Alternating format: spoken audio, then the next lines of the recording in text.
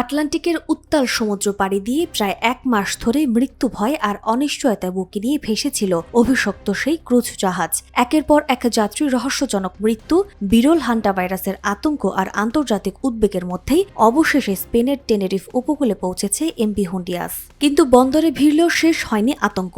চারদিকে কঠোর নিরাপত্তা, সমুদ্রে বিচ্ছিন্ন অবস্থান আরও অপেক্ষা দীর্ঘ কোয়ারেন্টাইনের। তবে সরাসরি বন্দরে ভিড়তে দেওয়া হয়নি জাহাজটিকে। সংক্রমণের ঝুঁকি এড়াতে সমুদ্রেই নোঙর করে রাখা হয়েছে এবং জাহাজের চারপাশে 1 নটিক্যাল মাইল নিরাপত্তা বেষ্টনী গড়ে তুলেছে স্প্যানিশ কর্তৃপক্ষ। স্পেনের স্বাস্থ্যমন্ত্রী মনিকা গার্সিয়া পুরো উদ্ধার ও প্রত্যাবাসন কার্যক্রমকে অভূতপূর্ব আন্তর্জাতিক অভিযান হিসেবে বর্ণনা করেছেন। তিনি জানান, 23টি দেশের সমন্বয়ে পরিচালিত এই অভিযানে শতাধিক যাত্রী ও ক্রুকে নিরাপদে নিজ দেশে ফেরানোর প্রস্তুতি নেওয়া হয়েছে। স্বাস্থ্য কর্মকর্তাদের সর্বশেষ তথ্য মতে নতুন করে আর কোনো যাত্রীর মধ্যে ভাইরাসের উপসর্গ দেখা দেয়নি। এরপর যাত্রীদের জাতীয়তা অনুযায়ী ভাগ করে ছোট নৌকার মাধ্যমে তীরে আনা হবে। ইতিমধ্যে বিভিন্ন দেশের চার্টার বিমান টেনেরিফে প্রস্তুত রাখা হয়েছে।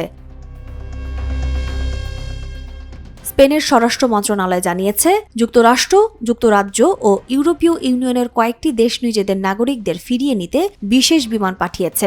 জরুরি পরিস্থিতি মোকাবেলায় চিকিৎসা সুবিধা সম্পন্ন বিশেষ বিমানও প্রস্তুত রাখা হয়েছে। স্প্যানিশ নাগরিকদের রাজধানী মাদ্রিদে নিয়ে গিয়ে বাধ্যতামূলক কোয়ারেন্টাইনে রাখা হবে। বিশেষজ্ঞরা জানিয়েছেন, হান্টা ভাইরাসের সুপ্তিকাল 9 সপ্তাহ পর্যন্ত হতে পারে, ফলে যাত্রীদের দীর্ঘ সময় বিচ্ছিন্ন অবস্থায় থাকতে হতে পারে।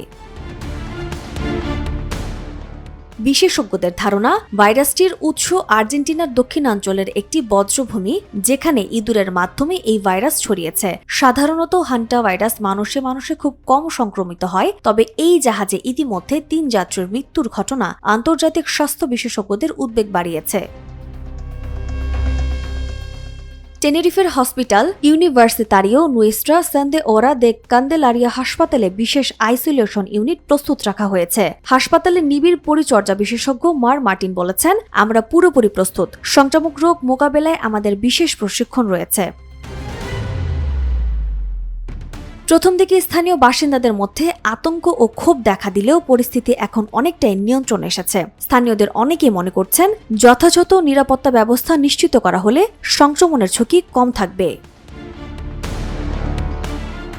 স্পেনে পৌঁছানো এমভি হুন্ডিয়াস ক্রুজ জাহাজটিকে ঘিরে যে হান্টা ভাইরাসের আতঙ্ক তৈরি হয়েছে, সেটি এখন আন্তর্জাতিক জনস্বাস্থ্য ইস্যুতে পরিণত হয়েছে। বিশেষ করে জাহাজটিতে শনাক্ত হওয়া আন্দেস ধরনের হান্টা ভাইরাসের নিয়ে উদ্বেগ বেশি, কারণ এটি একমাত্র হান্টা ভাইরাস যা বিরল ক্ষেত্রে মানুষ থেকে মানুষে ছড়াতে পারে। তবে এখনও জাহাজটির দায়িত্ব শেষ হয়নি। প্রায় 30 জন ক্রু সদস্য জাহাজের অবস্থান করবেন এবং পরে সেটিকে নেদারল্যান্ডসে ফিরিয়ে নেওয়া যাবে। বিশ্ব স্বাস্থ্য সংস্থা জানিয়েছে, জাহাজটিতে মোট 147 জন যাত্রী ও ক্রু ছিলেন। এখন পর্যন্ত 8 জন আক্রান্ত হয়েছেন এবং 3 জনের মৃত্যু হয়েছে। আক্রান্তকারীদের মধ্যে কয়েকজনের শরীরে জ্বর, শ্বাসকষ্ট, নিউমোনিয়া ও শক সিন্ড্রোমের মতো জটিল উপসর্গ দেখা গেছে। বিশেষজ্ঞদের মতে, হান্টা ভাইরাস সাধারণত ইঁদুরের মূত্র, লালা বা বর্জ্যের মাধ্যমে ছড়ায়।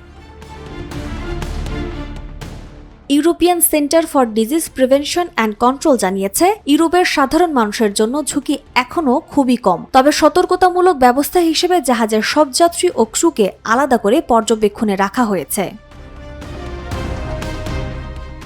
বিশ্ব স্বাস্থ্য সংস্থা আরও জানিয়েছে, এটি আরেকটি কোভিড পরিস্থিতি নয়, কারণ হান্টা ভাইরাস খুব সহজে বাতাসের মাধ্যমে ছড়ায় না এবং সংক্রমণের জন্য সাধারণত দীর্ঘ ও ঘনিষ্ঠ সংস্পর্শ প্রয়োজন হয়। তবে ভাইরাসটির মৃত্যুহার তুলনামূলক বেশি হওয়ায় আন্তর্জাতিক পর্যায়ে সতর্কতা জোরদার করা হয়েছে। নাজমুন নাহার উসবা, নিরপেক্ষ,